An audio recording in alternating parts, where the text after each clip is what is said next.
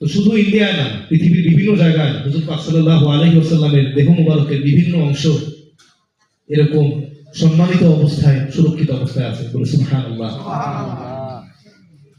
উহুদ যুদ্ধের ময়দানে সাহাবায়ে আজমাইন রাসূলুল্লাহর রক্ত মুবারক পর্যন্ত মাটিতে পড়তে দেয় নাই। বলে সুবহানাল্লাহ। সুবহানাল্লাহ। চিন্তা করে দেখেন সাহাবায়ে আজমাইনের হুজুর পাকের জন্য কি পরিমাণ প্রেম ও ভালোবাসা, কি পরিমাণ মহব্বত। রাসূল পাক সাল্লাল্লাহু আলাইহি ওয়াসাল্লাম আগেই না করেছিলেন কাউকে যে তোমরা কেউ রক্ত পান করবে না, কেননা রক্ত জিনিসটা হারাম। যতক্ষণ ওটা আমাদের দেহের ভিতরে আছে ঠিক আছে, বাইরে বের হওয়ার পরে ওইটা একটা হারাম জিনিসে পরিণত হয়, ওইটা ভুলেও পান করা যাবে না, ঠিক কিনা?